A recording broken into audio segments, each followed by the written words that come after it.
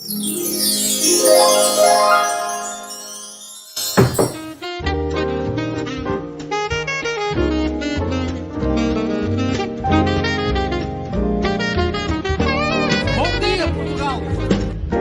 Portugal, there's a YouTube show full of fun facts you need to know.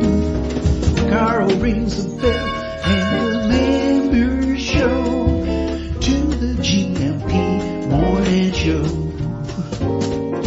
Featured guests will come and they will blow your mind. The audience will do so in kind. The little vanity mixed with some insanity on the morning show with GMP. Good morning, Portugal, and I'd like to welcome you to another fantastic day. Hey, Gumpers.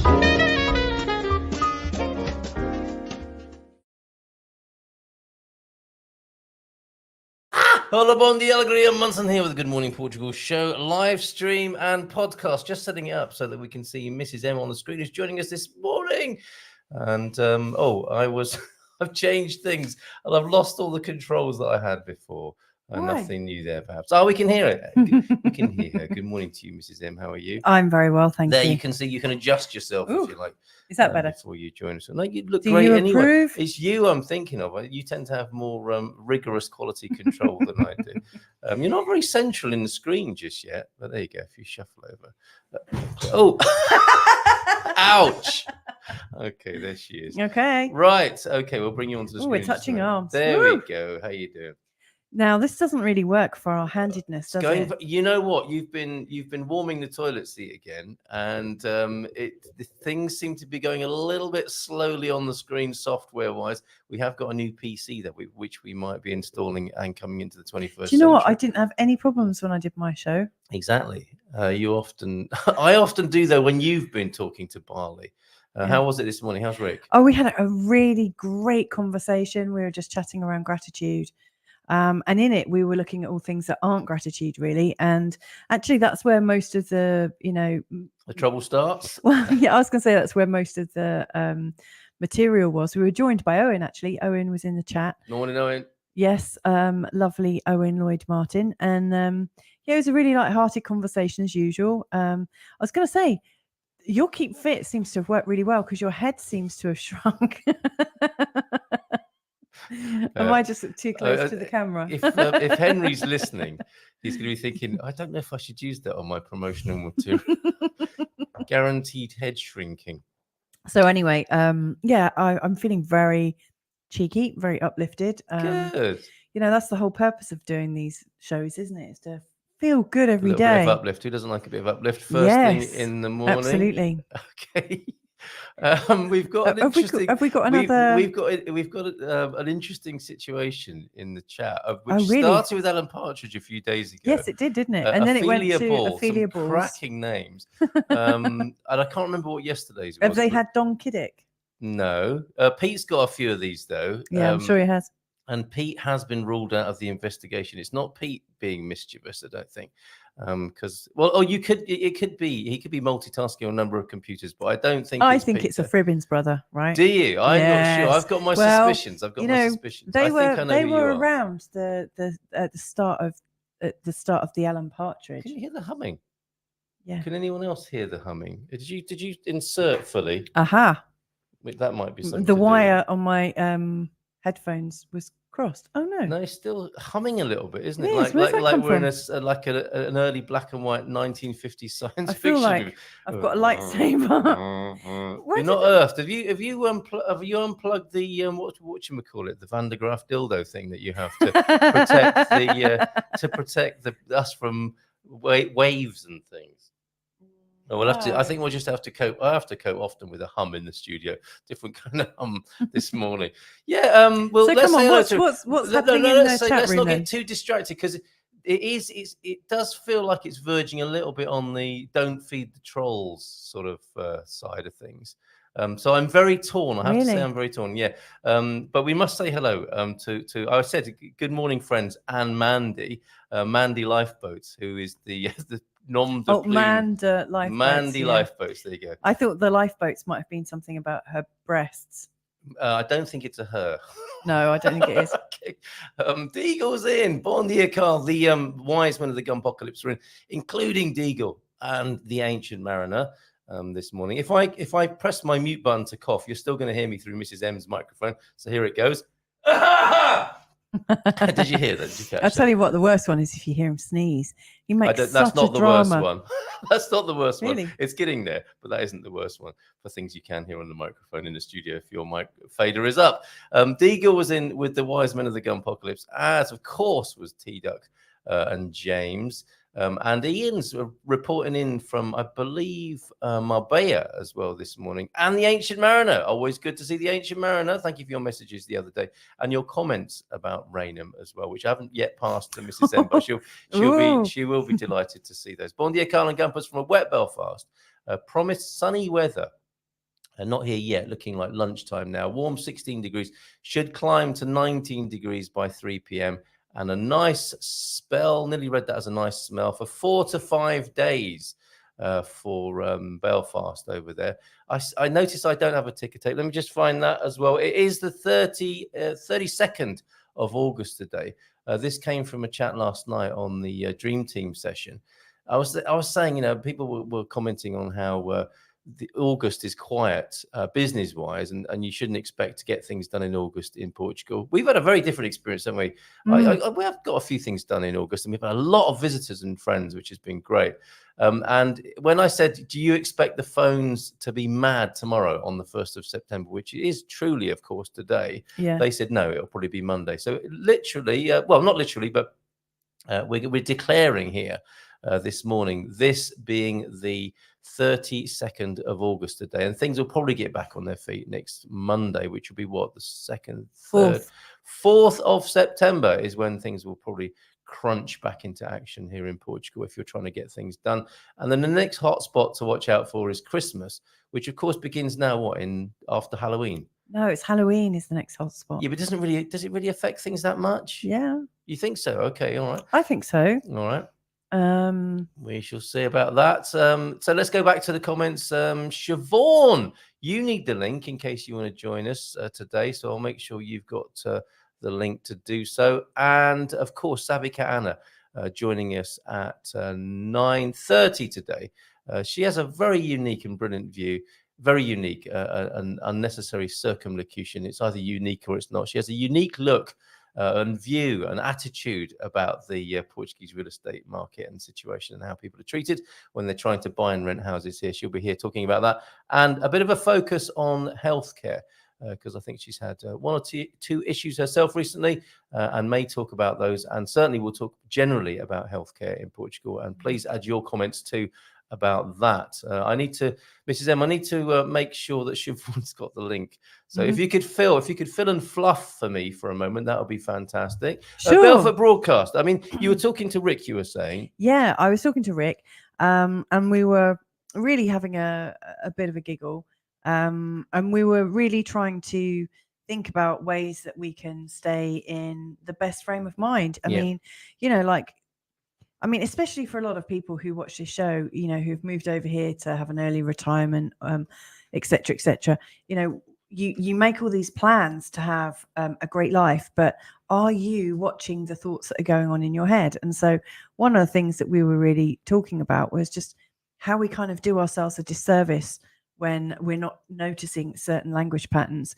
Give us an example. Well, for instance, when you say something to the effect of, oh, it shouldn't be like this. And I'm guessing lots of people have said things like that in terms of going for their SEF appointments or trying to get their driving licenses exchanged and whatnot. I'm sure it would have brought up some ire along the way.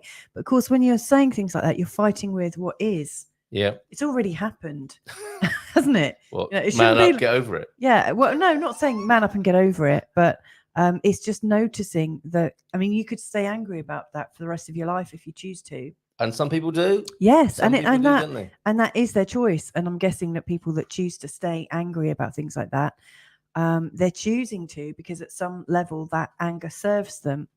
But this whole conversation went into a discussion about the emotional scale, and actually anger is showing that things are starting to move. Anger is actually quite a useful emotion, but you don't want to sit in it. It's better than depression, isn't it? Yeah. And dejection and those other things that are lower on the emotional Exactly. scale, which I And overheard guilt. you talking about. Yeah, guilt. I mean, oh my God, there's such flat emotions that don't take you anywhere. But like anger actually can move you. But the important thing is to have your angry moment and then to move out of it. Because otherwise you get stuck there and boy, does it muck up your life. So it's we see anger as just a stepping stone to getting ourselves back into a state of wellness again. But you might not, as you say, you might not want to stay there. Yeah, and we were talking about things like rampage of appreciation and, just, I don't know, I've come out of the conversation just feeling so appreciative of the fact that we do what we do and we get to have these great conversations. And I just love it. It's lifted me up. A Barefoot broadcast effect because Rick may well be joining you He will be. on the new Barefoot broadcast. Yeah, he's gonna be one of these guests that has access all areas, really. Access all areas. He's going to be allowed to join whenever he wants. I mean, he's a key contributor, just like you are. I'm hoping. Thank you. I'm hoping you darken my door. What was my feature going to be? That was the woke that was. No. What was it? I had a nice little pun, didn't I, to do with my woke years? Yes. Okay. I think you can have a couple of different little slots, but. Right. Or the 4-day woke week. That's a good one. Okay. I know you like to have a couple of slots, don't you? Who doesn't? Exactly. First thing. Now I need to just make sure your USB is fully inserted. This hum is. It's really quite distracting. Oh, well done. It's gone. Don't touch anything. Do not touch anything. Okay. You just immediately you touched. Yeah, because the mic was right. I'd have to bend over the desk, which you might like. But when I say don't touch anything, touch everything. Sure, the most waterproof thing in the world is human skin. Just the outer garments we cover ourselves get wet. Yeah, that's true. It's true, isn't it? Mm-hmm. Can you? Yes. Now you mention it. If we weren't, each time we got in the bath, it would be a disaster. Absolute disaster. Yeah, that's incredible. Okay, we just got used to not being wet, haven't we? And we cover ourselves up with all these newfangled clothing inventions. And I quite like going in the rain naked. I remember me too. Yeah. I remember when Minnie saw the rain and she just like stripped her clothes off and danced. Wonderful, wasn't it? She got her swimming costume on and danced in the rain. Yes. Loved it. And rain is coming, I think, to Portugal. So if you want to try that, please don't send pictures. Well, we don't censor comments approach didn't last long.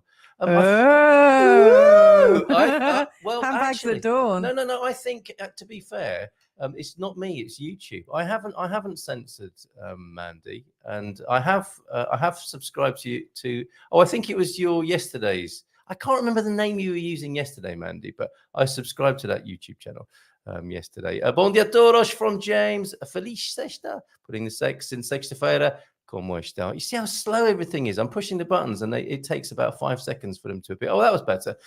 Dad joke warning then from James, the BS. But someone asked me if I had plans for the fall. It took me a moment to realize they meant autumn and not the collapse of...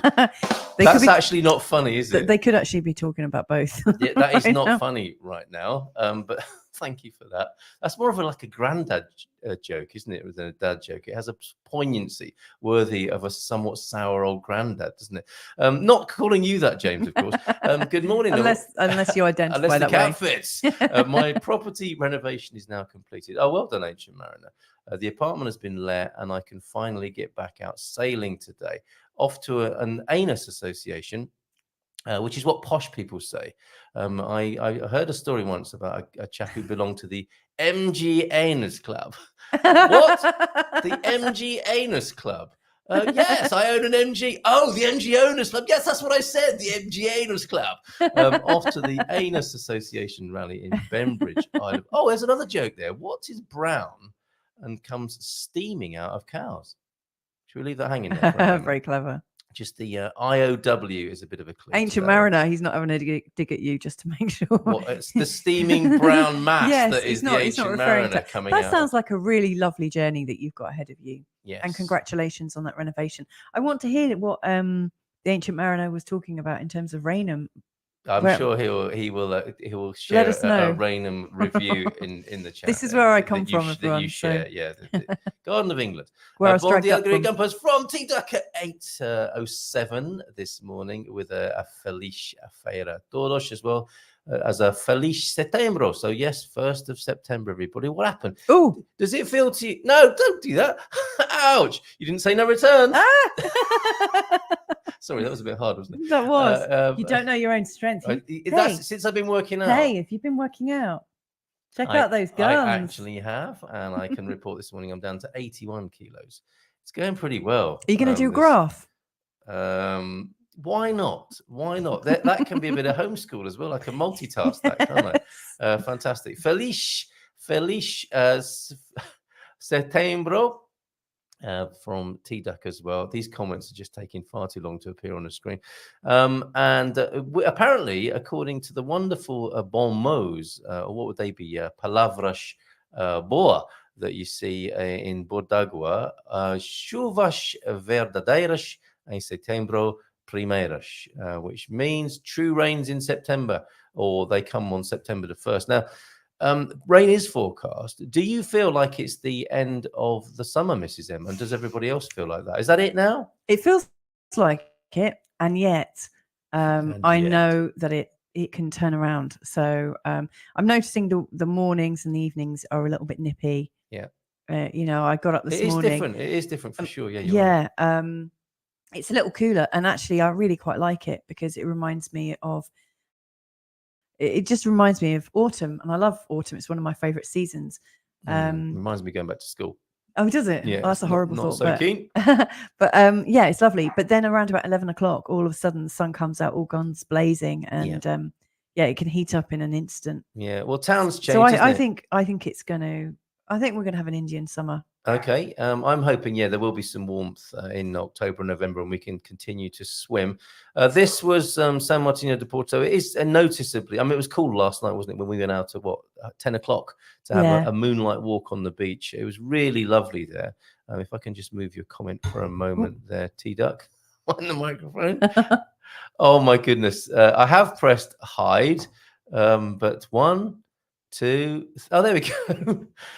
3 elephant, 4 elephant. That is San Martino. The more you're noticing that, the more. All right, you law of attraction. Just because you've been talking about law of attraction this morning. Okay, the computer's working brilliantly fast this morning, and it doesn't take any time at all. Let's have some gratitude. Yeah, and we're able to stay connected to a whole bunch of people. Yeah. I shouldn't every morning. No, you're right. I shouldn't get my knickers in a twist and just complain about that little bit. It's not the end of the world. It really isn't the end of the world. And there is a beautiful picture of San Martino de Porto, moonlit. You can see all the little tents you might not. It looks like a little sort of zigzag. Yes, but it's feeling a little tense. That's all the little beach tents. It is, which is really, really sweet. Nunu told me were very Portuguese. Someone else told me this is quite unusual. You never know, dear. Yeah. But those will be going soon, and that will mark. I think in San Martino de Porto, when those tents go, that's really it for the summer season, well and truly over. But it was lovely there, and I was wearing a coat, so yes, maybe winter is on its way.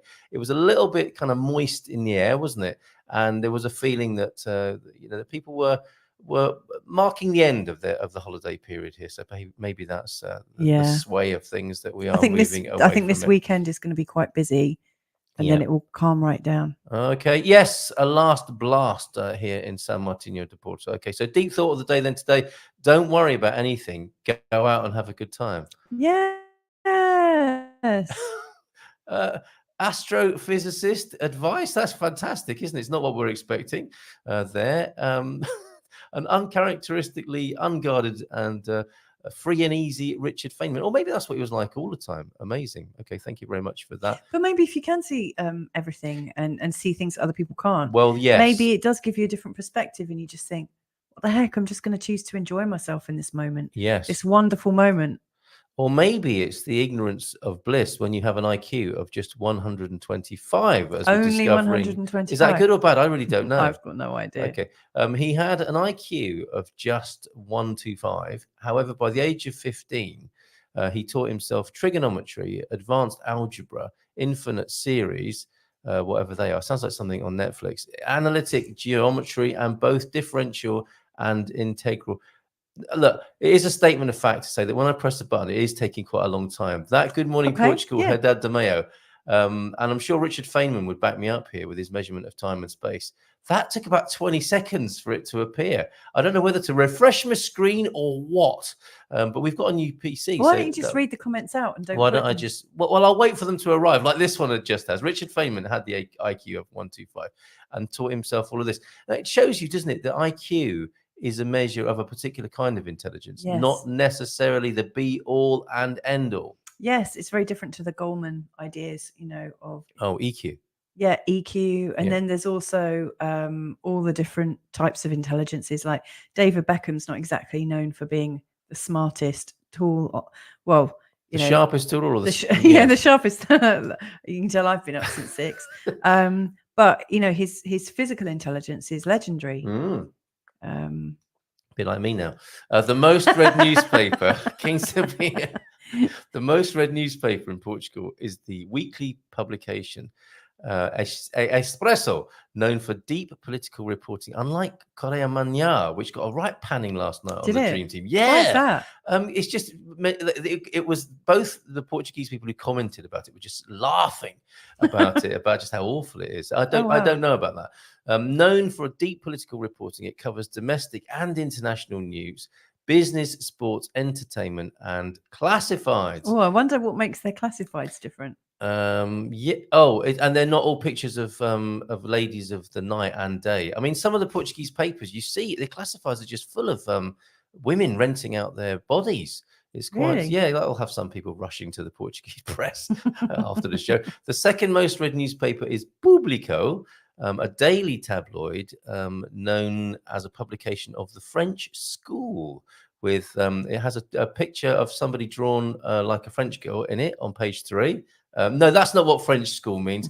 With extensive text and a few illustrations, Okay, few. It is considered a newspaper of record in Portugal. So that's perhaps the equivalent of the Times. But these labels are just not what they used to be, are they? Yeah. If you say it's the equivalent of the Times, I'm not sure if that's so true anymore. We also have the aforementioned Correio de Manhã. Comes in third as a daily tabloid. There you go. This says it all, doesn't it? That mainly focuses on crime, scandals, and attention-grabbing headlines. Okay, so that corroborates what was being said last night. It's known for having a populist stance, and some say it's actually number 1. Okay, as a paper, and it's probably the paper where we'll read about ourselves as expats coming over here and taking everything as well. In fourth place is Jornal de Notícias, a daily paper, and one of the oldest in Portugal, dating back to 1888. Would you believe? Wow. The paper offers gifts such as cutlery and fascicles. Fascicles? What are fascicles? Yeah, fascicles. Or fascicles. What are they? To retain and attract. Maybe it's like these readers. little coupon things you send away for. Okay. And you can get a pair of like polyester trousers for somebody in their 80s, or maybe you can get coupons. I can't wait. I can't wait for my first pair. You make it sound so nice. Maybe a comfortable pair of polyester slacks that don't hurt too much when you bend and don't need ironing. Don't need ironing. Yeah, so good. But do spark in the dark. Yes. Oh, spark in the dark. Spark in the dark. Now, what would you be doing? That's what they should be called. That would help. Now that would really sell them. The paper offers these fascicles. Then, did anyone know until this morning what they were? I didn't, and I think it's something to do, isn't it? Where you see it's a nightmare being a newsagent in Portugal. Look, there it is. It says. Yeah, it's a literary publishing format by which a single larger work is published. You're right. Did you say that? Did you include that in your list? No, I didn't. Polyester trousers. Okay, a part work. I know that as a part work. Oh, But that's really cool. Thank you for that. Learn something every day here on the Good Morning Portugal show. Thank you very much, T-Duck, for that. And what's this? Fifth is Record. Is that the footy one? Yeah. A daily sports newspaper focused on football, soccer for our American friends. The paper was started by Manuel Dias, an Olympian in Berlin in 1936, but was nationalized after the Carnation Revolution. wow. So it's 50 next year. Amazing. Yeah. Wow. That's yeah, it's nationalization, isn't it?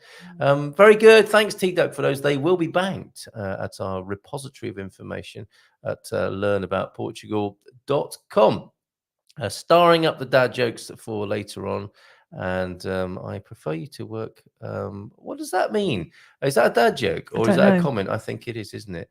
So we'll save that just in case it is. The ancient mariner spoke too soon to Deagle. It is actually cold and rainy. Where's that? Down here too. We're actually going to get. Are we actually going to get a summer this year? So there's us concerned about whether the summer will last here. It doesn't feel like Ancient Mariner has enjoyed a summer. Well, you know what? I actually feel like the summer is almost been like a non-summer. I mean, we've had the heat, but it doesn't feel like we've had the parties and that sense You were of saying smiles. this, And I felt that about Christmas last year. I remember going to Arcabasa, in the like lead up to Christmas, and there seemed to be a lack of cheer, and not chia seeds, but like cheer. Like good cheer. Yeah. And don't talk to me about chia seeds. I find them in my gaps in my teeth all day long. It's part of my regime, though, so I mustn't complain. Yeah. And you were making a wider point, weren't you? That perhaps, in these last few years and the way things seem to be in the dominant narratives of society, I think it's worn people down. People are worn out and tired. Yeah, I don't think people know what to do with themselves. Right. Okay. So or what to worry about next. Yeah, people just don't seem. They just seem a little bit wary, not quite so connected and joyous as usual. I mean, not so much the kids and teenagers that you see on the beach. They're all doing their thing. You'd hope so, wouldn't you? Yeah. You would so hope so. But it's there was just a lack of vitality. Yeah. As I was looking around, and it's kind of noticeable. Well, we're not just doom mongering or being negative. No. We intend to be a balm to that. Whatever it might be called, ranging from an uneasiness to a full-on exhaustion. I did hear someone else, a different YouTuber, talking about that, about widespread exhaustion among people, and we have just kept on moving, haven't we? We haven't given ourselves a rest. I mean, society doesn't really work like that, does it? The lockdown wasn't really a rest, was it? Although, I mean, some people took it like that. Yeah. But the context of it wasn't put in a restful way. It wasn't like, okay, well done, society. We've been working hard since the beginning of the Industrial Revolution. Here's a few months off. But I think in some way, we need that as human beings at the moment, don't we? We need to know that life is good, and the reminder needs to be there. And we are, of course, the people coming up and growing and shaping society are the millennials. And is it fair to say they're not the most cheerful bunch of people? No, we've had some part to play in that. Yeah, I think they've got the weight of the world on their shoulders. Yeah, right. And I don't know if they actually know what to do with it exactly. Quite confusing. Yeah. There are some ideas that are like spoken to us, like this is definitely what you need to do. How did you get in? We got Jimmy in. We got Jimmy in the studio. Yikes. That the kittens what could will follow. Possibly soon. go wrong. Fantastic. I don't know. I think bless them. They've chosen to be here. So do you think it will come as any encouragement if we say, don't worry, we're here to help? I don't think they're going to be very reassured by that. No, thanks. You right. gave us this situation in the first place, right? So maybe. If you've got a view on that, I am especially interested in our relationship as Gen Xers. With the younger generation and how they view us. I am absolutely committed to help and assist them as much as possible. And how's that manifesting itself? Well, the funny thing is, earlier this year, I kind of pledged to myself, and I spoke to you about it. I spoke to a couple of other people about it. That they're the people that our kids are going to inherit the world from. So like the millennials. They are actually going to be helping shape our world quite considerably. It behooves me to help them. Woo! We didn't have let me just it? say there, we didn't have a bet to see if Mrs. M could sneak the word behoove into the conversation. But nicely done. Yes. No, I just think it's actually in all of our interests to assist them.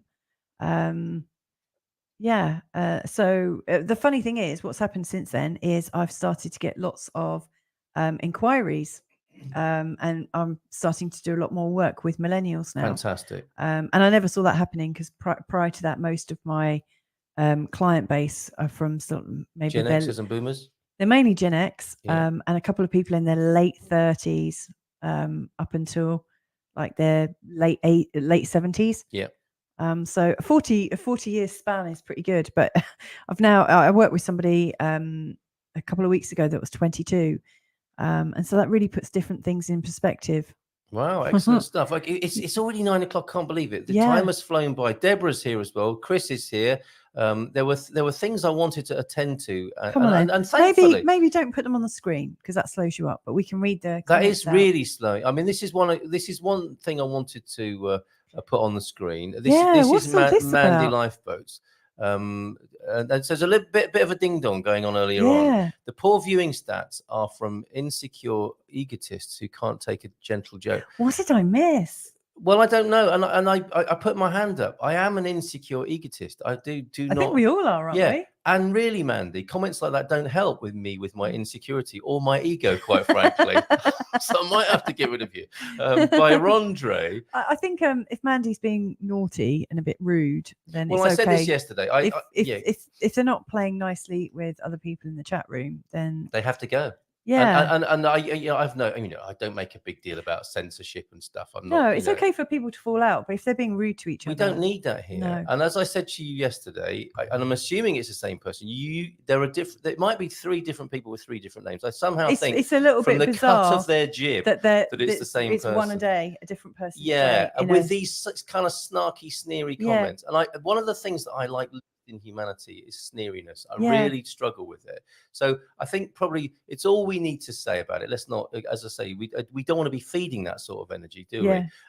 I think you should get your own YouTube channel. Yes, and definitely. We'll subscribe. It'll be fun. I already subscribed. I'd like to. And they went from 0 to 1 subscriber, and that was me yesterday. So keep up the good work. I'll give you one as well. Yeah. Oh, I say. So keep up the good work. And as I said, if your intention is to undermine and hurt, it has worked. I'll not lie about that. It's not nice. I don't enjoy it. I don't like it. And so you've done what you needed to do, presumably. If it continues to be sneery, undermining, and not part of our vibe here, call it censorship if you like. But I'll just I would call that discernment. Actually, okay. Thank you very much. All right. Okay. I would say that's wise and intelligent behaviour to get rid of people that are sneering and putting you or your guests or the community down. Yeah. I mean, take a hike, in my opinion. Mrs. M doesn't tolerate it quite as much as I do. And if you want to comment on me, feel free, but we'll just help you sling your hook. Or the other thing is, you can just come and play nice. And we can clean it up. If you've got beef with me, I like to think of myself as a person who can talk about that.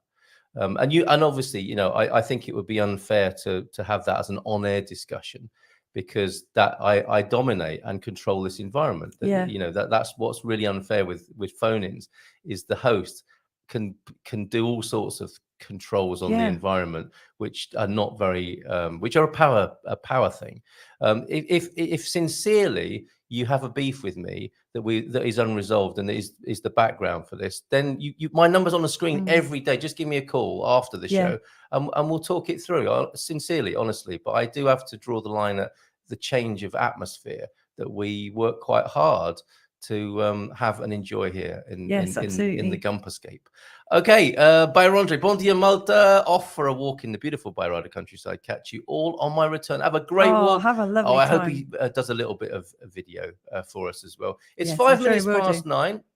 We're getting some great glitchy camera from Savvy Cat Ana, who looks like she's communicating with us from another dimension. It really does. Let's give her a nice big round of applause. And we're adding her to the stream. I'm gonna disappear to. Yeah, I have no idea why this is happening. Maybe it's because it's the first time I'm using this particular camera on this computer. I don't know. Could be. The internet is possibly under great strain today as well. It's a As bit, everyone's going back to work. Yes, maybe. Yes, it's the 1st of September. Portugal's just come back online, Anna. Is that what it is? Yeah, maybe my camera is just like still on vacation. Well, we shall Fair see. play. And there's something in the top right-hand corner of your screen, which That's my again shelf. lends itself That's to my looking like shelf. you're trans-dimensional. Yeah. But it's coming in at the most amazing angle Yeah. and the way it's lit. So incredible. Thank you for the setup this morning.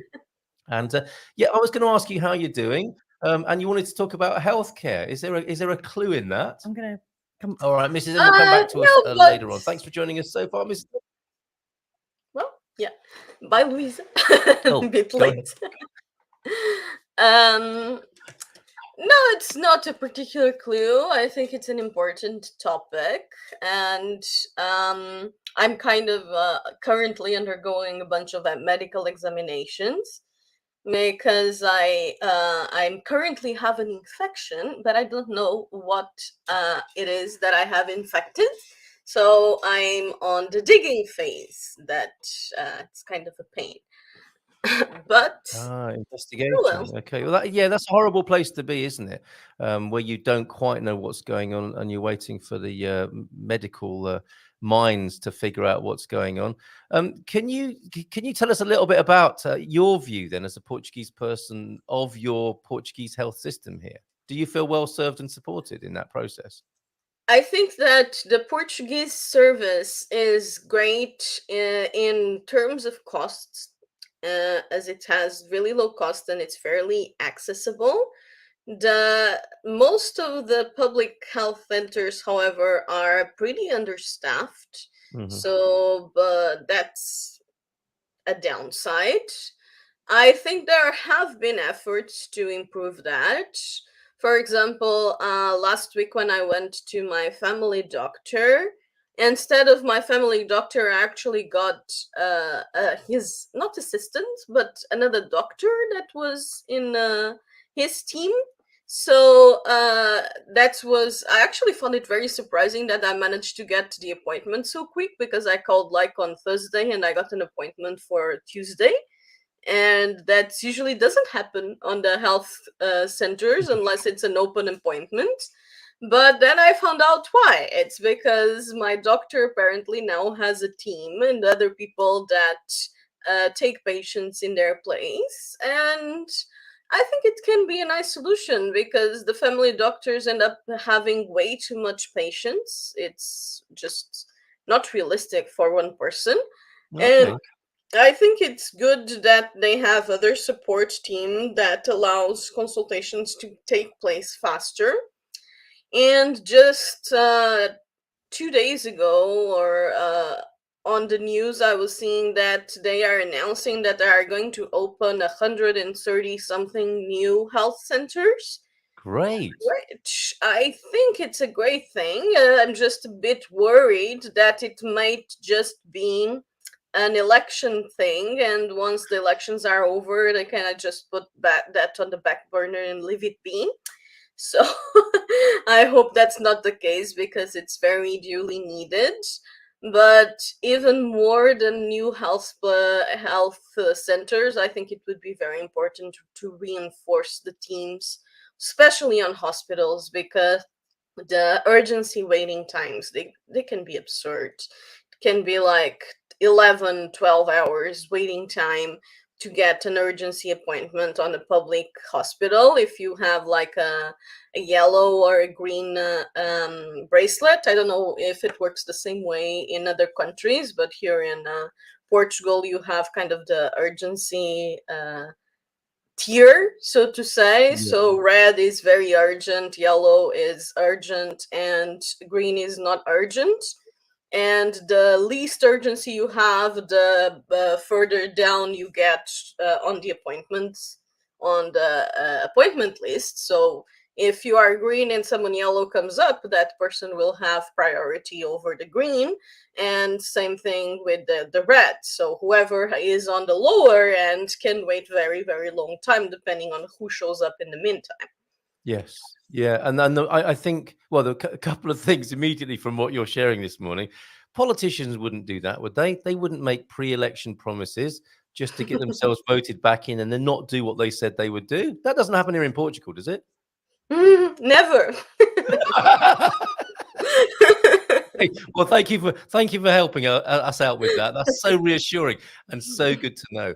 So you think it might be a little bit of hyperbole and propaganda pre-election, and should we expect more of that? You know, what's the soonest election that there might be in I Portugal? think more than that, I think one of the big problems it tends to be, especially when opposing parties get elected, so when the parties change, even though here in Portugal things are not very drastic when it comes to the opposing parties, like you don't have big extremes in general, except for Chega, but well, I don't think they're that close to getting elected. But what tends to happen when there's an opposing change of parties is that the new government tends to try and undo the things that the other does, and I think it's kind of silly. So instead of just trying to focus on making new things that are positive, sometimes they go and undo things that the previous one does. And it kind of feels like it's out of spite many times. So I think that's just really silly.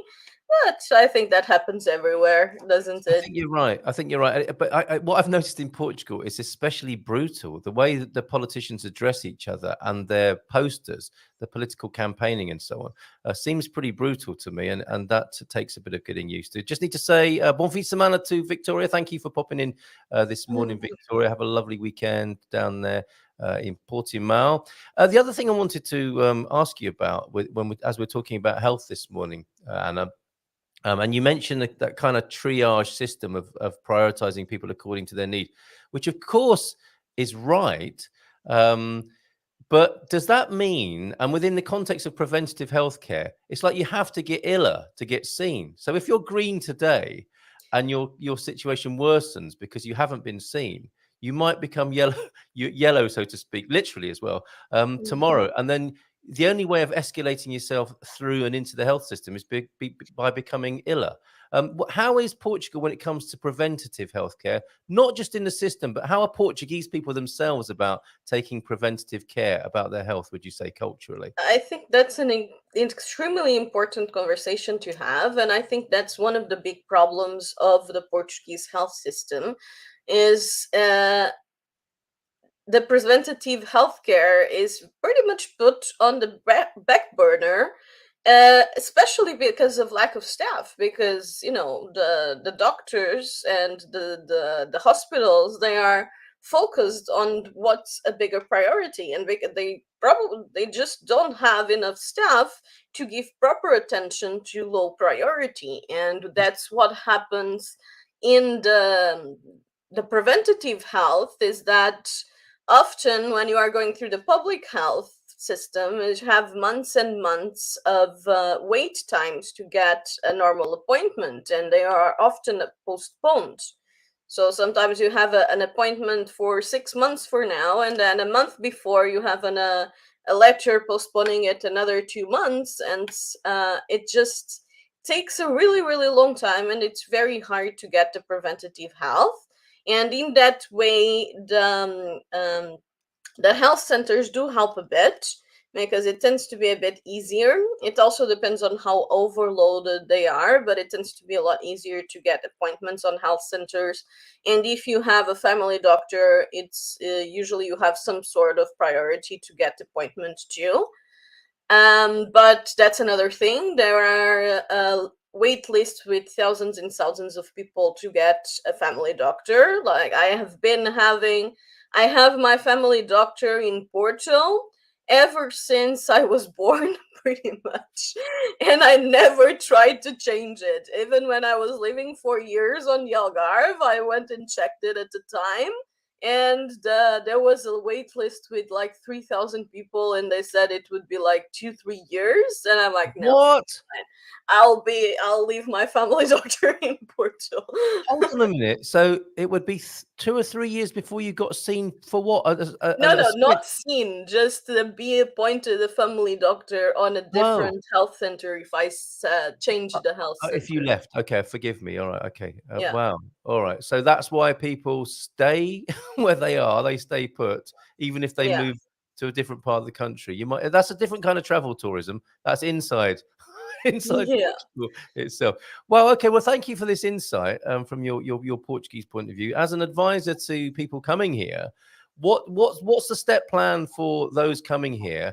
And somebody who might be watching this from outside of Portugal at the moment, what's your recommendation of how to engage with healthcare here? And I use healthcare rather than health system because obviously you can do private or public as well, anyone can, especially Mhm.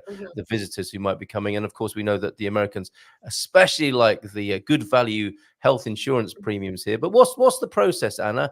And what do you suggest to people when it comes to safeguarding and setting up for their healthcare here in Portugal?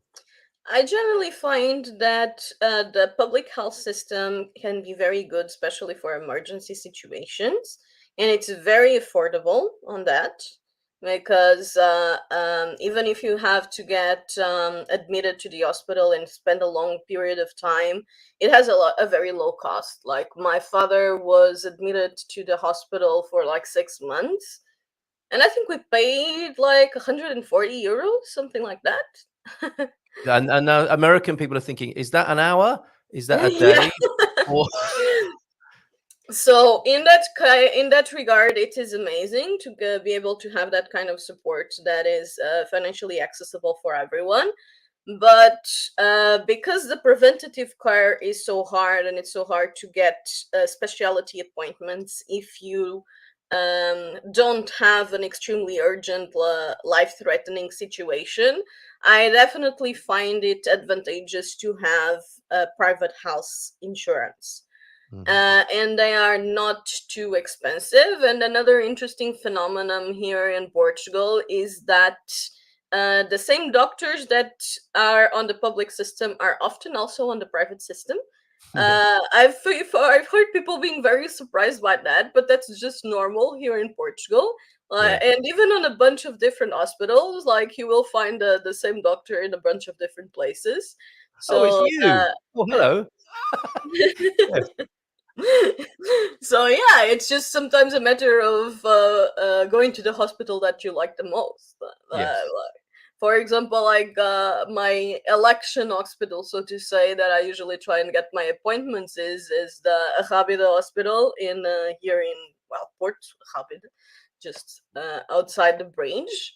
And I find it has great facilities, and I've had mostly positive experiences with the staff. That's another thing. I think one of the things here in Portugal can be lack of accountability, Oh. because although the American system is a bit excessive in the whole suing system and extreme legal consequences, it does create a lot of accountability, and professionals are forced to be professional and And highly not. insured. Yeah, that's part Yeah. of it, isn't it? Yeah. Yeah. And a lot of what happens a lot in Portugal, and especially with preventative healthcare on the public health system, is because the system is so overloaded, and one of their priorities is to keep costs down.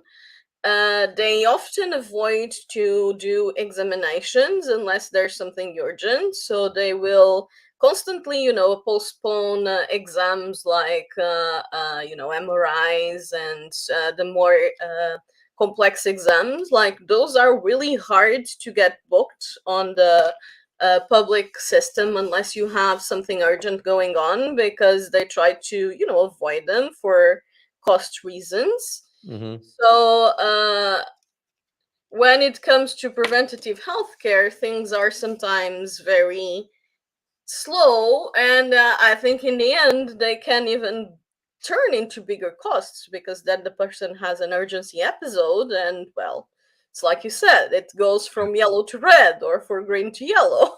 Sadly the case, yeah. And that's within that's the kind of state health system's approach to preventative health care. How would you rate Portuguese people themselves in terms of taking care of themselves at home so they don't need to engage so much? Or are they like a lot of, Western civilizations, as it were? It's like, well, I'll just do what I want and let the medical system take care of the consequences. Where would you place Portugal and Portuguese people on that spectrum? I think it's not too bad. I think in a scale on 0 is we take care of everything and we don't go to doctors as much as possible, and 10 is we always goes to doctors anything that happens. Yes. I would say the Portuguese people would be like a 6 or 7. Like, it's not too, but I think they tend to go towards going to doctors more than actually avoiding it, also because it's generally accessible. And one of the phenomenon that can happen too is like older people that are lonely and so on, Yes. and go a lot to the health centers, and it's not making up problems, but they are constantly booking appointments, and sometimes it's just because they are lonely. It is that's a phenomenon around the world, isn't it? For sure. Yeah. And it would appear that those people might be lacking a local community centre.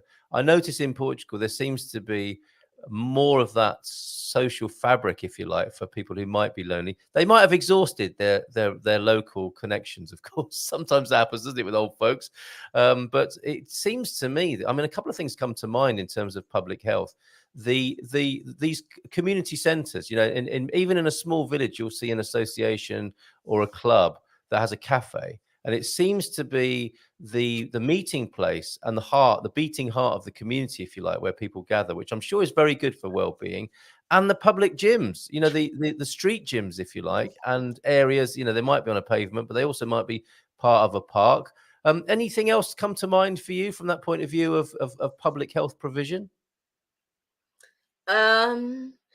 Yeah, I think in kinds of public locations that the community gathers in, it's like you said, it's mostly cafes and gardens.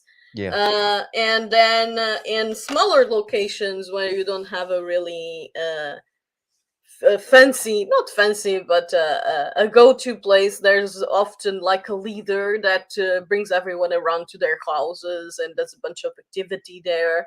So that happens a lot too. Mm. Thank you for that, and thank you for this insight into healthcare in Portugal and health awareness and well-being. This is a health message, isn't it? And this is to do with certain types of comments in our community over the last few days, Anna. Setting boundaries is healthy. No problem at all getting rid of mean people. Your values, your channel, they can bog off. Which is a nice British phrase. I think everyone can understand what that means, even if they've never heard it before, or express themselves in a manner where they don't run roughshod over others. I think I have you down as a person with pretty healthy boundaries, Anna. Yeah, people usually don't like healthy boundaries, though. Would you care to say more on that?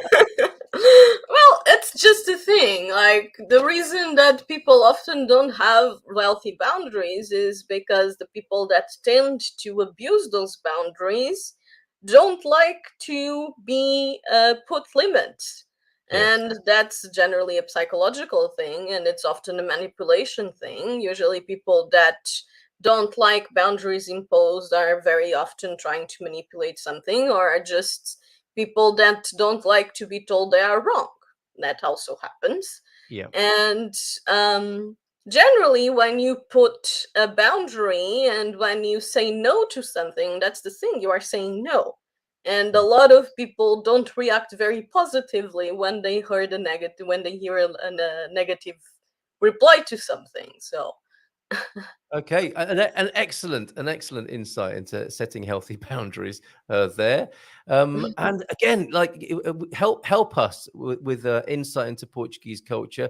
Is this a culture in which people generally set healthy boundaries? Something we have noticed as foreigners. No, Okay. it's Well, not. we do notice that Portuguese people can be very direct, but that's not necessarily related to setting healthy boundaries. That's just their It opinion. can be, but it's usually on certain things. But I think in general that there are a lot of Portuguese people that are easily swayed around, because a lot of us, we genuinely want to help, and we generally want to, help other people and have positive things. And I think there's a cultural thing where people tendency avoid to say no, and that can be a bad thing too. I think that definitely helps on the hospitality side of things, but Yes. there's definitely a lot of people that get easily swayed and taken around to things they actually don't want, but just couldn't say no to. Yeah, I've understood that finally. And a recent piece I've written for the Portugal Resident is about running a business. And when I was first trying to find out what to do, everyone would help me with their opinion and idea on the matter, because it is like it's a matter of public shame to not help people, I think, in Portugal, which then can lead to people helping you, even if they don't really know what they're doing or if what they're saying is correct. But I love that, the essential aim is to be helpful, even though the advice, as it turns out, and as I've experienced, might not be the best. There is a national urge to help, isn't there? But you're saying that people want to be liked, they want to help, but they might be swayed, and this isn't necessarily a country of healthy boundaries. Yes, I Right. would say so. That it's not too bad. Like, we aren't super easy to push over, but I would say that there are still a lot of things that could improve when it comes to boundaries. Very good. And of course, we are talking in generalizations before anybody points that out. How else can you do Yeah. it? How else can you talk about a population without generalizing? And I think it is helpful to the foreigner, to the incomer, to learn a little bit from those generalizations about what goes on here in Portugal. I want to ask you also about complementary health, alternative health, holistic health, because that's of interest to many in our community, actually. Oh, maybe I won't get the chance to. She's gone. Louisa, what is that lime green potion you're drinking? Whilst we're in the realm of complementary and alternative health, Deagle's asking, what is that? Oh, here she is. She's come back. No, literally my camera and microphone just turned themselves off. Yeah, well, I thought you didn't want to talk about holistic health for a minute. No, they just turned themselves off, and they're more glitchy now. So no idea what's Well, that. we'll see how we get on. You're generally scheduled with us for half an hour, and that might be it. Okay, we shall see. We shall see if Anna can come back and join us. What is the lime green potion you're drinking? It's the weekend? Far too healthy looking, says Deagle. Pete adds to that. Louisa, if it's green and sloppy, you should either feed it to the plants or the bin, or see the doctor about it. You see, we've got a healthcare focus today, and Pete stepping in with a bit of health advice there. Thank you, Pete. Thank you very much indeed. You describe it later as looking like discharge. Thank you very much. Mrs. Emma is rejoining us, I think. Anna just crashed out of the show. Well, you can say for yourself what the green liquid was. Yes, I've actually said in the chat. It's egg and kiwi. So kiwi fruit. Yeah, I ran out of bananas. So you substitute. They're a lot more sour than a banana, aren't they? But it was nice. Okay. Anna has joined us, and it's a good time for her to rejoin us and have you on the screen as well, Mrs. M, because we're just talking about holistic health, alternative health, complementary health, whichever way you want to refer to it. Let's have a little bit of a discussion about that, if we may. We are generalizing. We're talking about Portuguese people in general and how they view these things. And we are having quite the major struggle in getting Anna on the screen to do that. Yeah. What's your view? I mean, we are, I think, quite unashamedly into complementary, alternative, holistic health, medicine, whatever you'd call it. The oldest medicine, some others might call it, right? This modern medicine thing, by its very name, you can tell is a fairly newcomer to the scene.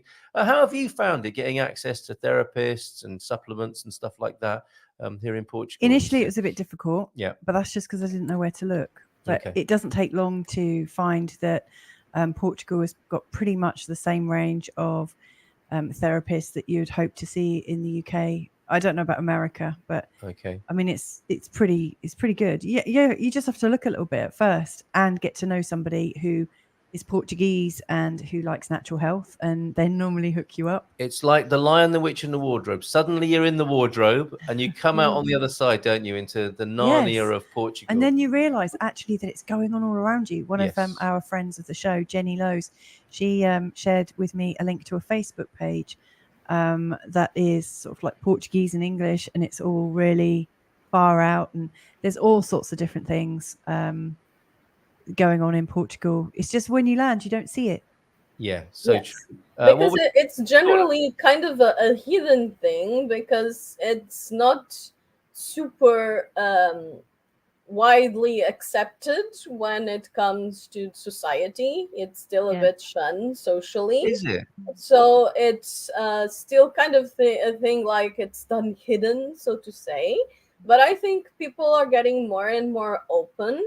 And personally, I think that the holistic therapy can be an amazingly positive complement to traditional medicine, especially on the psychological side of things. And the psychological sides of things can be so important. Yeah, well And said. it can make so much difference on the physical health. And it's like Louisa was saying, it's therapy. It's a form of therapy. And one of the things that I believe it can be extremely lacking here in Portugal is actually the bedside manner of doctors. Like this is I have heard that and all seen it over the place. And Yeah. personally, I've had absolutely terrible experiences in the past, and I've been a bit traumatized. Oh, so cute, cute, cute, Kiki, and cute style. Yeah.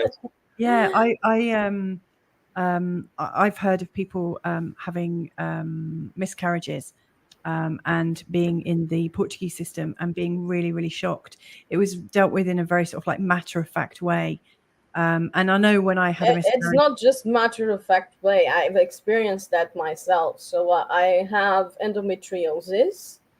And before I discovered, I actually spent 5 years until I got a diagnosis of endometriosis. My Yeah. goodness. And unfortunately, that doesn't just happen in Portugal, because at the time I researched Yeah. a lot and I saw a lot of other people complain, even in the UK. I think the UK is actually the NHS in the UK and in Portugal are quite similar when it comes to the way they approach things. I think that's a fair Yeah. assessment. Yeah, yeah. And for me, it was an absolutely terrible experience. Those years of my life. That's actually one of the big reasons I came back into entrepreneurship. I lost my job at the time because I just wasn't in a condition to work, but I missed something, because when you are on medical leave here in Portugal, the state pays everything, but you have something called the junta médica. That is something that the state comes up and checks up if you are actually sick. Mhm. And at the time, because it was my first time being on medical leave, I didn't know how junta médica worked.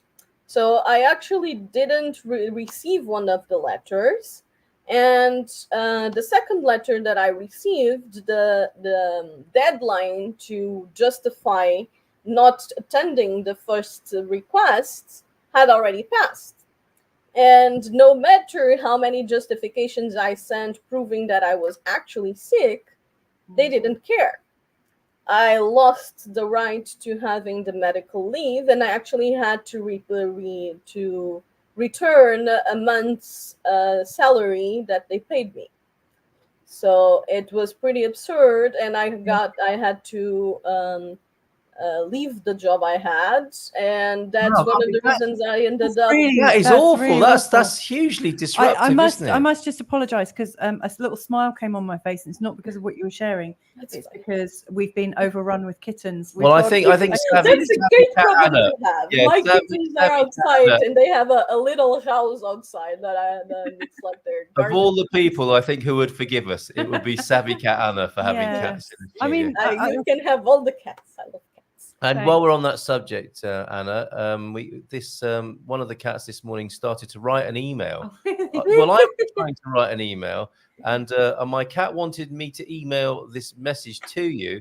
It's like, I don't know, it's about 40 number 5s finishing with an E. I don't know what that means in cat language, but that was a message that the cat wrote out earlier this morning. Yeah, I don't remember what number 5 is in numerology, but maybe we it's should a message. Well, it's Do you another- think it's a message? E is the 5th number, so you could just That say cat is a it's- genius. It's just like Okay. a load of E's. That's spooky. That is spooky. Or you could say it's a load of 5s because the E has a 5. Stop now. You're freaking me out. Good morning, all, says Bobby. Sorry, I can't join you today. Wi-Fi is terrible. So he's between bursts of Wi-Fi, I think. Sorry not to see you as well, Bobby, but I hope you're having a great trip wherever you are in the world. Like my camera, his Wi-Fi. I actually had to change Oh, camera. I'm just using the computer one because. Oh, this one- really? Yeah. Well, Doesn't it work. may be that the message that the cat sent into the internet has disrupted everything.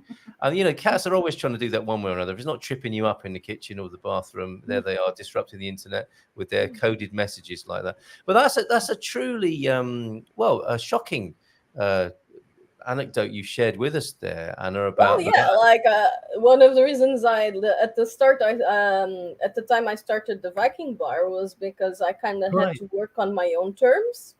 And I eventually just started a business, and at the time I developed the Viking bar. Yes. And I guess the health side of things were a big reason that I went into entrepreneurship. Incredible. Do you still have the Viking bar? Currently, a friend of mine is running that business. I passed it down to her, and it's currently under the name Caldeirão Lendário. I'll write it here. Okay, fantastic. And it's in Porto. Okay, we're going to find out if you want to visit the Savvy Cat Viking Bar. Sounds really interesting. I mean, out of those difficult circumstances, obviously came a pretty good outcome. And that friend of mine is actually also a holistic therapist. So. Oh, okay. So yeah, that's what we were talking about, wasn't it? So I'm fascinated by this. There's not widespread acceptance. Is that like a residue from the old days of Portugal, how people were quite regimented, and certainly on the face of it in the public sphere, you probably went to the teacher, the doctor. Heavily Catholically doctrinated country, like Portugal still had a very tight religious doctrine and we also had the Inquisition and all of that, and then during the dictatorships time, the ideology was also very controlled. So it was only after the dictatorship that things slowly started to be a bit more accepted. But these things are always a very slow process. Yeah, so true. Like I was saying when we started this conversation, I think it's a great compliment, especially because of bedside manner. And I think this is an education issue because there are a lot of people that go into medicine and become doctors because it's a lot of families even put a lot of pressure into that because it's a proper career, having a doctor, a lawyer, an engineer, whatever. And often these people are not even, how to compatible, so to say. Yeah. One of the things that gave it away to me when I arrived in Portugal was that they sell herbs in like proper, almost in the supermarket. They sell like really like lots of unusual herbs, like not ones that you're we seasoning. use most of them to cook. Yeah, really.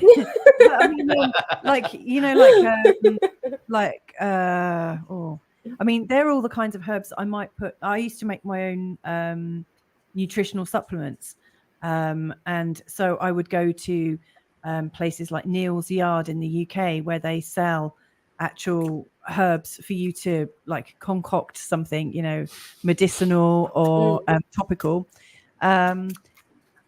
This is turning into This is it's like being on the bloody ark UK. here at the moment. the dog And is this is pretending just a here. theory of mine, but I think in the UK people remained a lot more open to some holistic and alternative ways, because the paganism and the Celtic culture and the Viking culture, they never completely disappeared in the UK, while Yeah. here in Portugal they were pretty much eradicated. Yeah. That's so fascinating. The two things there, the bedside manner, the idea that when a doctor tells you something, you just do what they tell Yeah. you, and they can pretty much speak to you in the way that, like teachers, you know, old fashioned teachers, they talk to you how they want to talk to you, and you're expected to follow through on their on the instructions that they give you. Yeah, And it would and it appear, can be ridiculous. Like I started. Oh, Louisa's gone. I Louise has gone started again. this conversation because when Louisa was commenting, there she is, on the horrible bedside manners when people have miscarriages. Yes. Like when I started this whole endometriosis thing, I did have a second trimester miscarriage throughout it. And when you have a second trimester miscarriage, you can't do the chemical abortion. It has to be Oh, dear. basically you have to give birth Yes. My because goodness. it's already a developed body. Yeah. And it was an absolutely horrible process for me. Oh, bless. I was sent to two different wrong departments, and I had to wait 3 weeks until I actually could start the process. And then when I was actually on the process, that they told me to go to the maternity urgencies at 8 a.m., and it was like 11 a.m. and nothing. And so I went to the reception and just asked, okay, so I've been waiting for a few hours, what's going on? And they just valiantly looked at me and said, live babies have priority.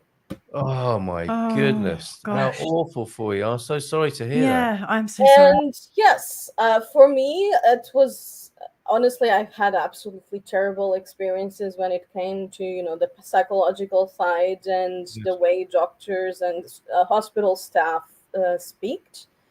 But that was my personal experience because, for example, my cousin and his wife, they also went through this, and I actually were accompanied on the same maternity that I was, and they had a pretty good experience, and they were followed very nicely and weren't treated the way I was. So often this is kind of just random and unlucky of who you get, Of course. but it can have absolutely horrible consequences. And like course. after this, I had zero psychological support. I had to get appointments myself privately. Yeah. And I even when the support that I got a gynecologist at the time, and I told her that I thought I could have endometriosis. And after this whole thing, like I had already had a miscarriage, and she told me I was looking for diseases in magazines. Yes. Wow. That's I mean, yeah, I understand why medical professionals do sometimes have an intake of breath or a resistance to people self-diagnosing, but sometimes it's absolutely spot on, as it sounds like it was for you there, Yeah. Anna. Because I think it's just silly. I think their job is to find the physical issues in our body. Yeah. And I mean, what is worse? To make exams and the person to be wrong, or to not make exams and the person to be right? Quite. That would be the true scientific approach, wouldn't it? To eliminate and to investigate. Absolutely. Yeah. Amazing, Anna. And for somebody watching who's thinking, I just do not want to go through that kind of hell and horror. And we should say, as you said, sometimes people are like that in the system. Sometimes they're the opposite. And I'm sure there will be medics who will be appalled to hear that. Yes. In a private I system, found them in between, but that's one of the things in Portugal I would tendentially recommend to go with recommendations and just And talk thank you. And around. from the point of view of from a private healthcare, does going private mean you won't get things like that, or is it Yeah. equally? Is it the same in private? I would like It's to. the same in private, but I think there's a bit more accountability. So Yeah. in private, you can go and just write to management or write a review, and they will Yeah. take it seriously. Okay. While in public, and this is also a bit of the problem of the system works in Portugal, and there is a lot of protection of incompetence. And the whole how hard it is to fire someone, and especially the doctors on the public health system that are generally on the board, and there is an extreme lack of doctors. So even when they are terrible, it's you need to have an absurd amount of people complaining and actually going to court for something to actually happen. So that's Wow. the What problem with accountability. amazing insight today into the health system here. Thank you. Anna, you have something to add, Mrs. M? Yeah. From speaking to two women, two expat women who've had a miscarriage here, I understand that there are some really useful groups that you can contact. And if anyone's interested, I'll find out the address and I'll get it put in your Thank you. community. Yeah. Well, and our But there very was, own Sharing Care Portugal as yeah, well with Mama exactly. Bear. There Yeah. was there's a group whereby there was somebody who spoke fluent Portuguese who was able to go in and speak to the hospital and find out what was going to happen, with remains of, with Oh my the God. actual baby and Yeah. trying to get the baby back, and all sorts of issues that are really, really difficult to deal with when you don't speak the language, and also when you're in Yes. a state of confusion and grief. Yes. Yeah, and I'm so sorry to any woman that's experienced that, having gone through it myself as It's well. the kind of thing I don't wish on my worst enemy. No, same Yeah, here. I yeah. mean, it's a severe low point, isn't it? And there is help available, as you're saying. There is some help available, and I guess It's, that but comes out. it's knowing where, isn't it? That's the problem when Yes. you're a There are foreigner. even associations now. There are, I know I joined one at a time, and there are, like you said, some groups and so on. But I can't imagine how much harder it is when you don't speak Portuguese, and not. I Yeah. would say that I don't know. Not all doctors, or not even the majority of doctors in the public system, speaks Portuguese. So going through that in the country that you can't even communicate properly with the people that are caring for you, it's hard. And I definitely think that having someone on your side speaking Portuguese would make the world of difference. It does. Absolutely. It's very isolating when you're going through it, and then you find out actually that most women have had one at one point. That's the thing. That's the big secret, isn't it? Yeah. Nobody really talks about it. Yeah. So.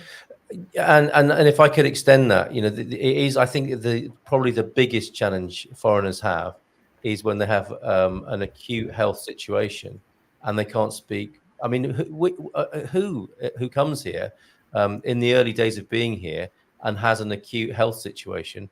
How many of them would speak Portuguese? By their very nature of them being here, they're foreigners. Their level of Portuguese in an emergency and in a specialist medical situation will be compromised.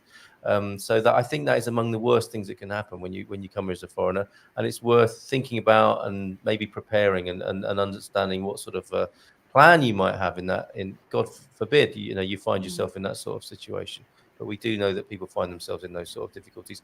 And Anna, thank you so much. I do think that thankfully nowadays a big part of the Portuguese population does speak English, and especially younger people. So most of the times they do find a way to communicate. Sure. If you speak English, but yes, it's definitely a good thing to have some Portuguese speaker on your side. And actually the helpline that I actually still haven't launched, but I'm still planning to. I don't have enough people signed up yet, but it would also be something to help in this situation, that to call what to do, how does it work, eventually helping translate and that sort of thing. And yeah, I can think it can be a very important and useful service. Thank you. Thank you for mentioning that. And where can people find out about that, Anna? In our homepage at the moment, we have a banner that is the Savvy helpline, and we are still looking for beta testers. Okay, so if you want And to get involved with unfortunately, I'm not offering it for free because, well, it will have to allocate time for my Yes, employees, it'll be and intensive. unfortunately, things can't be free. But it'll be a bargain in the beta phase. And let me just make it clear, as I understand it, it's not a medical helpline, but should you find yourself in a medical emergency, you can get. There is actually a medical helpline in Portugal that does have the option to speak English, and it is the Saúde 24. Yeah. And I can just check here on my phone That's the fantastic. number. But that, I mean, there is a miracle moment sometimes for us foreigners. You won't know, you might have experienced it in another country, Anna, but sometimes there is a moment for the foreigner here where you can just give the phone to somebody. And the person on the other end of the line who speaks Portuguese will speak Portuguese to the person in front of you. And I can't tell you what a relief that is sometimes. Can you imagine if it wasn't a medical situation, for example, if you're or a car situation or some emergency, and you can just hand over the phone and go, "Oh, please, can you just talk to this person for a moment? I'm too stressed to compute my basic Portuguese." That is a miracle moment for foreigners. It really is, and you're clearly offering that. That's amazing. And thank you, may I say as well, for being here and sharing so honestly and openly this morning. You know what you said. You've given us great information about. I think it's important to talk about these things. I think most people in my position and most relocation agencies, they just want to talk about the pretty butterfly things, but that's not the reality. I think people need to talk about everything and be prepared to what they come from. Otherwise, when they actually get the bad experiences, they will freeze. Yeah. Well said, well said. And thank you for speaking personally as well. You didn't have to do that. You could have given us just the practical, technical information, but you chose to speak from a personal point of view. I think that's also important because, we was saying, like, these situations are way more common than people think. And most people don't want to talk about it. And even women health, I think in general, it's still not taken as seriously as it should be. Like, for example, endometriosis, it is estimated that it affects 10% of people, and the research is starting to be done now. Incredible. Yes, and not the only sort of hidden disease or misunderstood disease. There are many, as we seem to find out on a regular and increasing basis. So have the open conversations, folks, and thank you for being here and having that open conversation with us today. Anna, is there anything else you would like to share with us this morning before you go off and have your own bon fin semana? I think I already shared a lot, but I've been happy to answer any of the questions you may have. Well, I think given that you're waiting for some sort of diagnosis yourself now, we wish you the best of luck with that. Yes, I'm on the digging phase, doing all kinds of exams. It's a pain, like doing the colonoscopy and the echography and the that's everything.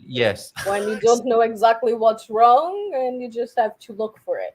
Yeah, and that's a difficult phase to be in, isn't it? When you're facing an illness, is the not knowing. So we wish you the very best of that, and send you lots of love and best wishes for discovery and fast recovery and healing with that situation. And I see you've moved. Does that mark the end of summer for you? The move from Caldas back up north to Porto? I always go to Porto for health things because actually Caldas is very lacking on that. There is a public hospital, but it's very understaffed and under-equipped, and there is a small private clinic that I haven't had pretty good experiences with. So there is a new hospital, like we probably heard, the private hospital is under construction in Caldas, which I definitely think it's a very needed addition. But until it actually exists, I'm still running to Porto. Fair enough. Well, all the best with that, and it's great to see you. Thank you so much, and have a bon fin semana. Yeah, you too. Have a great weekend. Have a wonderful weekend. A great rest of show. Thank you very much. Well, it's only 6 minutes. We just tie a few loose ends up, and we've got children, dogs, kittens. Everybody's in the studio. Everybody will show up. Okay. Yeah. Ciao, beijinhos, abrazos. Ciao. There she goes. And thanks so much to Anna there. Lots of personal sharing. Mrs. M's disappeared momentarily from the screen as well. We didn't ask Anna what was in her smoothie container this morning. Probably not kiwi and egg. No, probably not. I don't Not suppose many many people. have Not that many people would have combination. had kiwi and raw egg this I morning. did have some vanilla pods in it and what else? Why? A bit of coconut oil. Oh, to give it some nice flavour? Yeah. Okay. Water. Water. She's still here. Water. Okay, yeah, that sounds like a lot nicer in so many ways than the kiwi and raw egg. Any other reflections, Mrs. M, on what you've heard and the system, the holistics? Do you know what? I think the overall theme that we started with, which is be nice. Like you just don't know what people are going through Yes. at any time. Yes. And you know, it costs absolutely nothing to be nice. Yes, to err on the side of like giving people the benefit of the because doubt. somebody and, might be having a really awful day, and you know, so many people have things going on internally with their health that are under investigation, and you know, it might not be obvious when you look at them, and they could be really suffering. It's so So true. the It's thing so that true. really occurs to me is be nice. And one thing that I would say is in my observations of being an expat, but also meeting lots, it's quite normal. You know, and I'm not trying to, you know, wish illness on anyone, I promise. But it's quite normal, I think, for our bodies to react when we go through a massive change like migration. And, you know, from my perspective, I really think that what's going on in our emotions and our psychology later manifests in our bodies, or can do. You know, any unresolved issues become a dis-ease. And so my experience is that a lot of expats do actually get a little bit poorly when they arrive in Portugal. Yeah. You know, at a time when shock. they're trying to, it is a huge shock to the system. Like Anna was saying, it's, you know, we tend to focus, don't we, on the rainbows and butterflies side of things. And it is a shock to the body, our whole selves, isn't it? It's a shock to the mind, it's a shock to the emotions, as well as being the long-awaited joy that we've been looking for.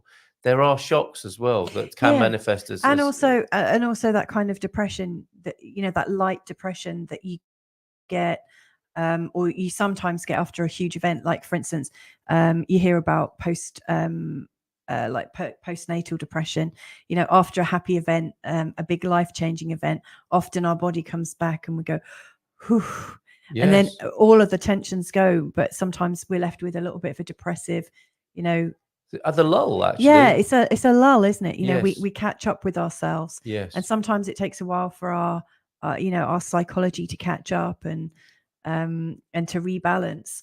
And so I would absolutely urge everyone that's moving over to get in the best shape of their lives, but also get really mentally fit as well. You know, it's one thing to get excited about your move and to plan it with beautiful precision. I think that's really important. Obviously, get the physical stuff done first, like the 3D stuff, like your house, your money, your visas, and this, that, and the other. But you really can't put a price on your mental and physical health.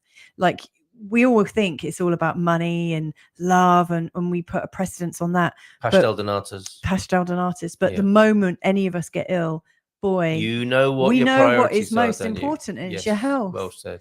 So I think it's a really an important message, and I'm really grateful that Anna, you know, came to share her story. She's full of surprises. And always, she goes deep. Yeah, and I'm so full of respect for her. You know, she's absolutely transparent. Yeah. In the most beautiful and authentic way. It's really a wonderful mix really of healthy boundaries and transparency. How about that? Yeah, I mean, that's amazing. I think, I'm all for that. All right, we've got a few events to share. We're going into the weekend. It's bon fin semana time. It's putting the into sexta-feira on a Friday, as we do on the 32nd of August. September will start properly on Monday. I have a meme to prove it, I think, somewhere. Yeah, here you go. This is official now, because we said so here on the Good Morning Portugal show. I wanted to talk a bit about the Portugal Club. Do you know what I was going to say? Was there something you wanted to share? You were asking Anna. You asked me. Yeah, what about you? What are your final words? Well, in connection with what we were talking about with this, how you can be shocked sometimes and taken by surprise by what happens when you come to Portugal. I was hoping to talk about the Portugal Club. which in many ways, like Anna's service, her helpline, the Savvy helpline, is in a beta phase. You know, we're forming it with some amazing people. Yeah. And I was thinking it really does address the time post lull or from the lull onwards, you know. And I think, what have I said before? You know, what's next? Whatever those what's were, what's up, what's next, and what now? There is a what now moment that I think when you come to a new country, you have a what now moment. And I think the Portugal Club is all about that, you know. And we do look at health, and we do look at purpose and passion. And we look at your Portugueseness, how far you're making, and how well you're making that transition. Those are my 3 P's so far. It's like you know, physical health and well-being, purpose and passion, which I think purpose and passion. Well, they're integrally linked to mental health, aren't they? And Portugueseness. So those are the 3 P's. I don't know if I've missed anything, but those are the 3 P's of the Portugal Club. If that appeals to you, join us on a Tuesday evening. And we have people from the Portuguese culture as well joining us there. It's not only foreigners, expats and immigrants. It's an amazing mix of people. Are you needed elsewhere, Mrs. M? Okay, well, big round of applause to you, and a bon fist to you as well. There she goes. We went quite quiet in the chat this morning. Let's see what's going on over there. And of course, those dad jokes and a few events to share. Lurking today, says Owen. Thank you for being here, mate. Popped in to wish everyone a great weekend. Good on you. Let's have a look at a few events before we go to those dad jokes and lies we tell our children as well today, thanks to T-Duck. Look at this. Market and Festa in Bustos, Barrada. All of these you will find on the Gumper map. Stock off is the name of this. Is that a reference to Woodstock? It could be, couldn't it? Latin and Portuguese bands, keep fit, DJs, lots of other stuff in Bustos, Sobrero there. We also have, these are taking a while to load, bear with. We also have the Palhaça tuning show for those who like their throbbing beasts and motors. A freestyle moto, that's going to be noisy. Prepare yourself adequately for that. I'm going to be at the Communities Unite event, and we're doing an outside broadcast from there on Sunday. I've got a poster for that somewhere too. Amoreira de Gandara Festival in the Bairrada as well. Super local festival. Great restaurant. It says Sobers, and I can't see what's under that. I wonder what that says. Go to the Gumper map to find out. Free walks around the county of Melhada. Lots of walks. That's a great way to keep fit, isn't it? A bit of preventative health care there. Thank you, Andy. Very thoughtful for sharing these with us this morning. A free party walk and after party. Hold on a minute. So there you have a party walk. Is that a walk? Is that like a party crawl where you go to various parties and then you have an after party after that in true Portuguese style? Those local legends, the Wet Bed Gang, they've been busy this summer. They're there for that one. That's the 15th and 16th of this month, I should say. Free walk or run at the Praia Fluvial. That's good. There was talk about Praia Fluvial. Oh, I've got to do the Portugal quiz question of the day as well. There was talk about the Praia Fluvials of Portugal on learnaboutportugal.com. There's an experience you can have walking near one of those. And finally, the free Napoleonic guided walk of Busaco. That will be amazing. We've done a very similar event here, says Andy, and it was fantastic. A guided Napoleonic walk, presumably where you tuck your right arm into your tunic? I wonder. Or was that somebody else? Maybe that was somebody else. Or do you get all Napoleonic? There was a little bit of a Napoleonic vibe, wasn't there, earlier on in the chat? Dare I say that? My outside broadcast this weekend, we are going up to Communities Unite. Oh, here we go. And we'll be OBing from there, an outside broadcast from Communities Unite at Aracém Capalheira, above Gairas and Obidos, Modest Midas, Silver Coast Blues, and Nelson will be there as well. So that will be a great gig. I don't know how much of it we're going to live stream in terms of the music. You need to come to enjoy the music, but we'll be talking to the bands and some of the people up there. And our pal Nunu will be there as well. I find acclimatizing, says Suze, to changing climate had me fatigued for the first few weeks. So there's that as well. All types of acclimatization when you're moving to the country and being here and settling in. Let me put back my familiar furniture on the screen so that we can complete the dad jokes. Oh, before we go there, I'm going to attempt to share, if I can, the Portugal quiz question of the day. Quite a simple one, but you may thank me later for this because this is important information, especially if you're new to the country. You will be, I think you'll be glad to hear of this. Not that you will necessarily remember it every single time when you need to, but here it is, the Portugal quiz question for today. Have I not completed this properly? I was in a bit of a rush this morning, but you'll get the gist of this. This is the question for today, the 1st of September. What does Puja mean? If I expand on that, you'll see our cockerel is asking you the question, what does Puja mean? A little bit of a clue on the screen for you there. That's the Portugal quiz question of the day. Today, the 1st of September, or aka the 32nd of August. Those long-awaited dad jokes. You've been very patient. Here's a smattering of dad jokes for you and those things that we tell our children. I'll do those first, actually. Or will I? No, I've got an announcement to make, haven't I? Hola, bon dia, alegria. I missed this earlier on.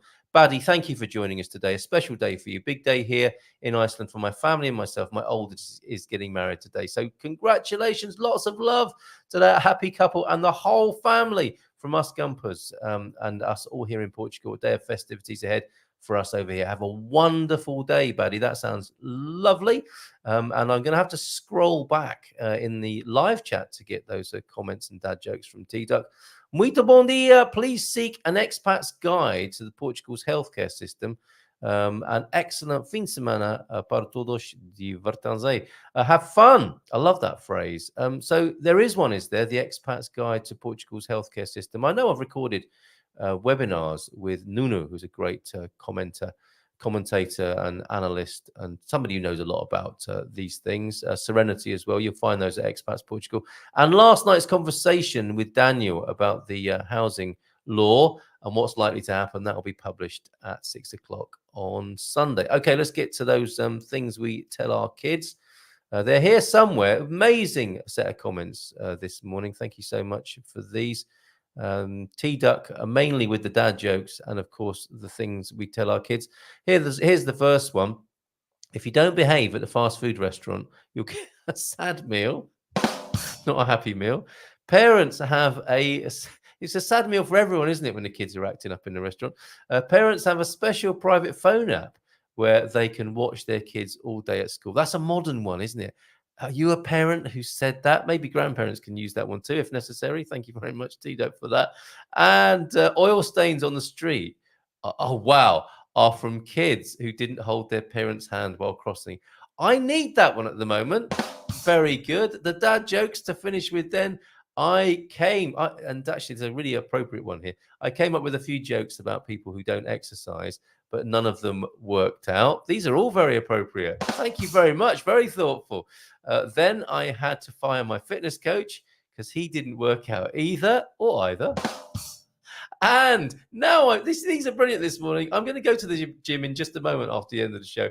Now I prefer to work out vicariously. Thank you, Carl. You're welcome. I will be doing that for you within the next half hour or so at Dino's gym. Shout out to Dino's just over the way there here in San Martinho de Porto. The best gym. It's the only one I've been to here in Portugal. You make sure you have a great day and a great weekend now. Nice big round of applause to you. Abrazos, beijinhos, and we'll see you on Monday morning for a bit of mindful migration. See you then. Take care.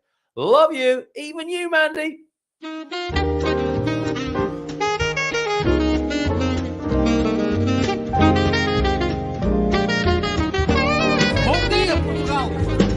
In Portugal, there's a YouTube show full of fun facts you need to know. Carl rings the bell and the members show to the GMP morning show. Featured guests will come and they will blow your mind. The audience will do so in kind. The little vanity mixed with some insanity on the morning show with GMP. Good morning, Portugal, and I'd like to welcome you to another fantastic day. Hey, Gumpers.